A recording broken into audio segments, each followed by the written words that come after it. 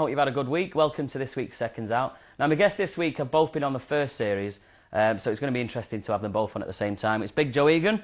Hello, Paddy. How are you? Nice to see you, fella. And Steve Arnold. Nice to see you, lad. Thanks for coming on, fellas, because you've both been on, like I say, the first series, so... and I struggled to get a word in edgeways like last time. Now the two of you. You're knackered this time, aren't you? Yeah, you probably both freeze up on me now and just leave it to me, won't you? Friends like him who needs enemies. That's it, innit, Joe? You know, no, great to be on. Since last time you were on, Joe, we've seen you march Ricky into the ring holding the belt. That must have been amazing. Greatest of honours, to tell you the truth. When he fought Urango in Vegas in January, my boss Tommy Scragg was actually due to carry it in, and Tommy and his wife Karen were due to carry it in, but they couldn't, and they gave me the opportunity to carry it in, and I dived at the opportunity. It was a dream come true, because I'd actually... We meant to do that together, weren't we? That's right, you were going to do it with Tommy, yeah. Yeah, we was going to do it together. Yeah. Because when Tommy couldn't do it, when Tommy and Karen couldn't do it, me and Joe. they gave it to me and Steve to What do happened? it. What I was working, He was working, he couldn't travel. Oh, absolutely devastated, Las Vegas. If there's any Corrie producers watching, you should be ashamed. Dominic, you didn't. Better not say that, I'll get you into trouble. Yeah, you will. No, it was a great honour. Oh, what a night. Because like every boxer that climbs into the ring, they dream about topping a bill in Vegas. I never got to top a bill in Vegas. I fought in Atlantic City a couple of times, but that was as close to as good as it gets. Yeah. To carry a great champion's belt to the ring, because Ricky Hatton is a great champion. Oh, he's unbelievable. Great champion. Obviously, Steve, this week's show we're going to be talking about Ricky a lot, Yeah. because we're getting closer to the fight. But you're both really good pals with him, aren't you? You are as well. Yeah, it's just, you know what it reminds me of, this fight? It's like Roberto Duran and Sugar Ray Leonard all over again. It's just for the first fight, it's that two type of fighters, I think, and I just think Ricky's got a great chance. You know, just going back to when he fought De La Hoya, Mayweather, going back to when he fought that, De La Hoya let up after 6 rounds. Ricky won't, he'll be constantly on him all the way through the fight, and I think his stand will keep him there and they'll keep pushing him, and I think that's what will win Rick the fight. He's a fantastic guy. There's no two ways about it. You know, he is a fantastic fighter. He's a fantastic person, you know, and that's what boxing needs. Boxing is in the doldrums at the moment, you know. It's not getting great ratings in America in particular. You know, that cage fighting seems to be getting better ratings than the boxing at the moment, and that's because there's no there's no characters in boxing anymore at this moment in time. Yeah. You know, Ricky Hatton is out there on his own at the moment as a character. He's a person that the Joe public can relate to. Yeah. You know, and you need that with boxing. You know, boxers are on a pedestal. They're the greatest sportsmen in the world, and I'm not being biased being an ex-boxer. They're the greatest sportsmen in the world, and they have to be able to relate to Joe public, and Ricky Hatton can relate to Joe public. Floyd Mayweather, he's got 20 bodyguards all around him. Nobody can get near him, and even when they do get near him, when they speak to him, he's arrogant, he's obnoxious. Ricky doesn't walk with an entourage of bodyguards. Ricky's your average man on the street.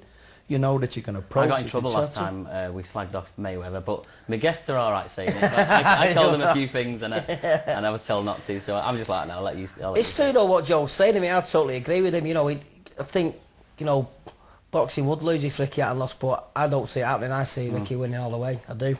I believe he can win. Yeah, I believe he can win. See, his body punching has to be respected. Yeah. Ricky lands them body shots early in the fight. And Mayweather's a beautiful boxer. Take nothing away from him. He's very fast. He's very elusive. But see when you get hit to the body, and I've been hit to the body many a time, and it takes the wind out of you. Believe you me, it's going to slow Mayweather down. And Mike McCallum's a good friend of mine, the body snatcher, one of the greatest body punchers of all time. And he sings praises about Ricky Hatton's body punching. And like to get compliments from a man like Mike McCallum about your body punching, that's fantastic. Ricky Hatton's body punching is, at this moment in time, he's probably the best body puncher in the world.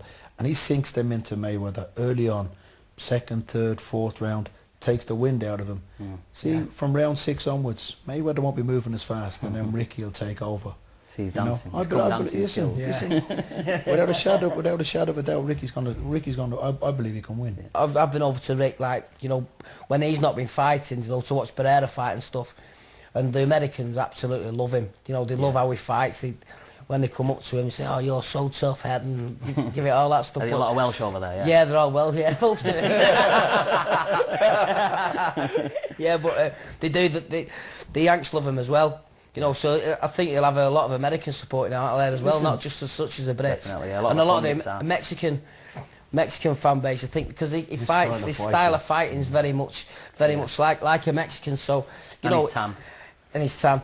Yeah, a lot of people have compared him to Mexican fighters. Yeah, He's got that sort of way of fighting. he's got the art and he's got everything. You know, he's got he's got an art of a lion. He's just great to watch. He's just so exciting to watch, and I think he's probably the best ever boxer come out of this country. I don't know if you've seen the show last week, either of you, but I had the two Steve Fosters on, and Steve Foster Senior come out with a good comment that there's a lot of hype behind Mayweather because there's a lot of people just because of his name and because of the showmanship that he sort of throws out there. Yeah. And he said to people, well, can you name his last 3 or 4 fights? And they're going, well, no, not really, but he'll beat Hatton.